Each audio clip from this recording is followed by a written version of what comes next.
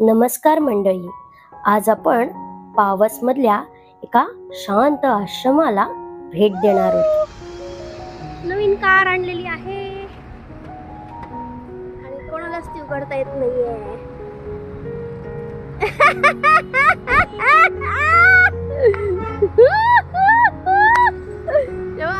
आणि आता सूर्यास्त होतोय. सुंदर सूर्यास्त बघायला मिळालाय.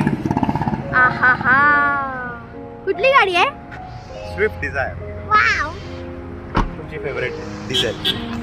डिझेल अतिशय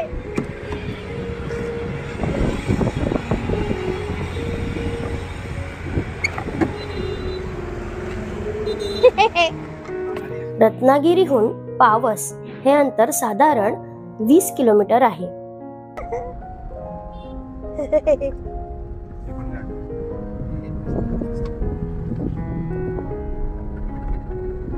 वाव, खूप छान आहे इकडे सगळं.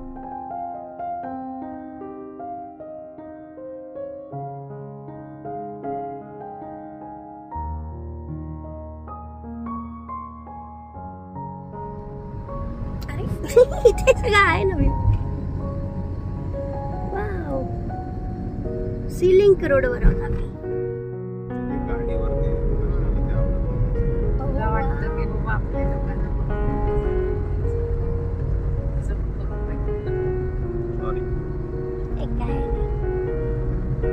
ये तो क्या नया नया थोड़ी शादी है.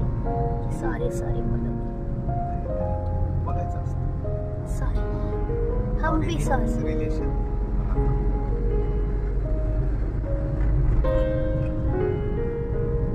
हम चिड़ा क्या, हम नहीं चिड़ा. काय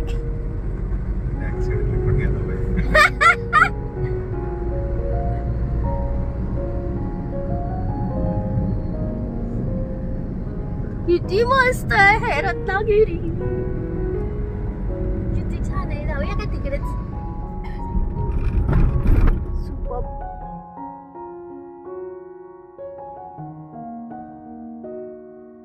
काय सही रोड आहे. खरंच रत्नागिरी ते पावस हा अतिशय सुंदर रोड आहे. मोबाईलचं स्टोरेज संपेपर्यंत तुम्ही त्याचं शूटिंग घेतच असता.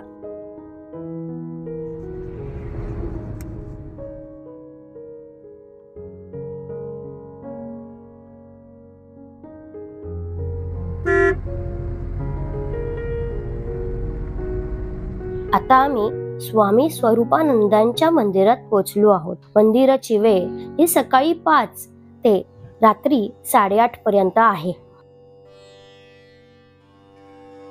मंदिरात जाण्याआधी पाय धुण्याची व्यवस्था केली आहे आणि त्या थंडगार पाण्यात पाय धुवायला फार छान वाटते.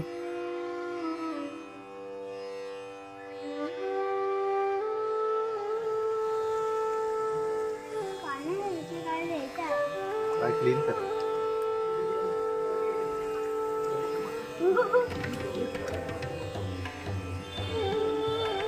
इकडनंच असं जायचं. कसं आहे?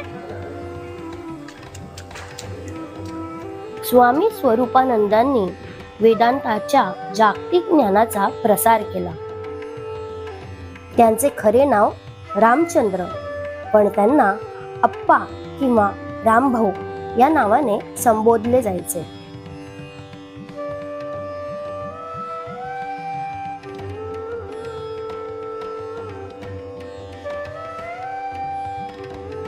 त्यांच्या राहत्या घरात ज्ञानेश्वरांच्या आयुष्यातील काही प्रसंग चित्रित केले आहेत. तुम्ही इकडे भेट दिल्यावर ती माहिती निवांतपणे नक्की वाचा.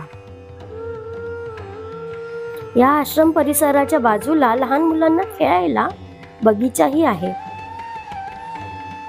दुपारी 12 ते 2:30 या वेळेत मुगडाळ, तांदूळ, खिचडीचा प्रसाद दिला जातो. ही व्यवस्था सन 1982 पासून सुरू करण्यात आली आहे.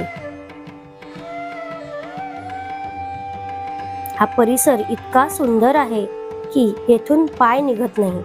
इथेच राहावेसे वाटते. तुम्हालाही जर इथे भेट दिल्यावर असा अनुभव आला तर तुमच्यासाठी एक गुड न्यूज आहे. स्वामी स्वरूपानंदांच्या आश्रमात भक्तांना मोफत राहण्याची सोयही आहे. चला तर या आनंदात व्हिडिओला लाईक करा. या भक्त निवासामध्ये 60 खोल्या आणि 10 प्रशस्त हॉल आहेत. त्यामागे 50 ते 60 नारळाच्या झाडांची बागही आहे. भक्त निवासात अत्यल्प दरात चहा नाश्त्याची सोय होते. स्वरूपाश्रमाच्या वास्तूमध्ये मोफत दवाखानाही आहे. तेथे दरवर्षी 30 ते 40 हजार रुग्णांचा मोफत उपचार केला जातो. हे आहे स्वामी स्वरूपानंदांचे राहते घर.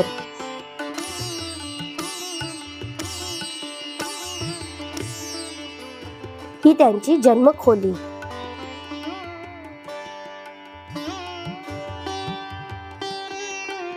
अशा प्रकारे रत्नागिरीच्या प्लेलिस्ट मध्ये अनटच बीच नियर गणपतीपुळे, गणपतीपुळ्याला काय काय बघायचं, रत्नागिरीचा फूड व्लॉग आणि रत्नागिरीमध्ये राहण्यासाठी उत्तम सोय कुठे आहे यावरही मी व्हिडिओ बनवले आहेत. हा व्हिडिओ तुम्हाला माहितीपूर्ण वाटला का? वाटला असेल तर व्हिडिओला लाईक करा आणि तुम्ही चॅनलवर नवीन असाल तर चॅनलला सबस्क्राईब करा. आणि माझ्या सबस्क्राईब मंडळींना एक विनंती आहे, तुम्हाला जर ट्रॅव्हल अँड स्टेचे व्हिडिओ आवडत असतील तर ते शेअर करा.